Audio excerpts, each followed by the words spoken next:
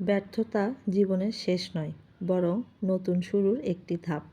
মানুষের আসল পরিচয় তার সম্পদে নয়, তার চরিত্রে এবং টিকে থাকার লড়াইয়ে। সময় সবসময় একরকম যায় না। কঠিন সময়ের পর সুসময় অবশ্যই আসে।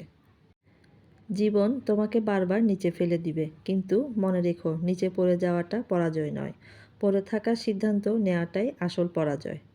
সহজ জীবনের জন্য প্রার্থনা করো না, বরং প্রার্থনা করো যেন একটি কঠিন জীবন সহ্য করার মতো ধৈর্য ও শক্তি তোমার থাকে।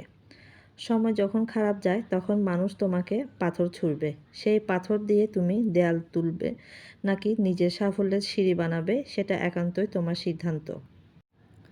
সাফল্য মানেই শেষ নয়, আর ব্যর্থতা মানেই মৃত্যু নয়।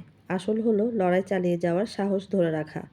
কষ্ট করো নীরবে, তোমার সাফল্যকে শোরগোল করতে দাও। বাস্তবতা হলো মানুষ তোমার পরিশ্রম দেখবে না, তারা শুধু তোমার ফলাফল দেখবে। অতীত থেকে শিক্ষা নাও, বর্তমানকে কাজে লাগাও এবং ভবিষ্যতের উপর ভরসা রাখো।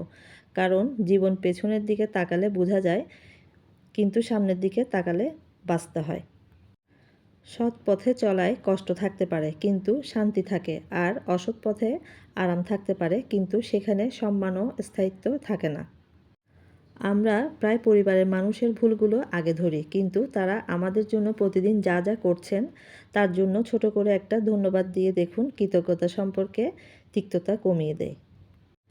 অনেক সময় আমরা শুধু উত্তর দেওয়ার জন্য কথা শুনি। পরিবারের সদস্যদের কথা মন দিয়ে শুনুন, এমনকি যদি আপনি তাদের সাথে একমত নাও হন। তাদের অনুভূতিকে গুরুত্ব দিলে দূরত্ব কমে আসে। একই ঘরে থাকা মানেই একসঙ্গে থাকা নয়। দিনের একটা সময় ফোন বা গ্যাজেট দূরে রেখে একে অপরের সাথে কথা বলুন। এই ছোট সময়টুকুই সম্পর্কের বাঁধন শক্ত করে। পরিবারে ভুল বোঝাবুঝি হবেই। মনের ভেতর রাগ পুষে রাখলে সম্পর্কের দেয়াল শক্ত হয়। ছোটোখাটো বিষয়গুলো ক্ষমা করে দেওয়া বা এড়িয়ে যাওয়াই বুদ্ধিমানের কাজ। মনে রাখবেন, সম্পর্কের চেয়ে জেদ বড় নয়। পরিবার মানেই এই নয় যে সবার সব কিছুতেই হস্তক্ষেপ করতে হবে।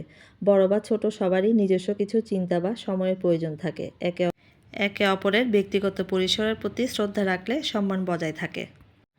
পরিবারের আসল পরীক্ষা হলো খারাপ সময়ে, অর্থকষ্ট বা অসুস্থতায় একে অপরের উপর দোষারোপ না করে সম্মিলিতভাবে পরিস্থিতি মোকাবেলা করুন। মনে রাখবেন, টাকা পয়সা আসবে যাবে, কিন্তু মানুষগুলো হারিয়ে গেলে আর ফেরে না। সন্তান বা ছোটদের ক্ষেত্রে শুধু শাসন নয়, বন্ধুত্বের হাত বাড়িয়ে দিন। তারা যেন ভয় পেয়ে আপনার কাছ থেকে কোনো কিছু গোপন না করে, বরং ভরসা পেয়ে সব শেয়ার করে এমন পরিবেশ তৈরি করুন। পৃথিবীর সব লড়াইয়ে জেতা সম্ভব হয় তখনই যখন আপনার ঘর বা পরিবার আপনার সাথে থাকে। বাইরের মানুষের সাথে জেতার আগে নিজের ঘরের মানুষগুলোর মন জয় করা শিখুন। অন্যের পরিবারের সাথে নিজের পরিবারের তুলনা করবেন না। প্রতিটি মানুষের সামর্থ্য এবং পরিস্থিতি আলাদা। আপনার বাবা মা বা জীবনসঙ্গী কেন অন্যের মতো নয়, এই চিন্তা সম্পর্কের মধ্যে হীনমন্যতা তৈরি করে। যা আছে তা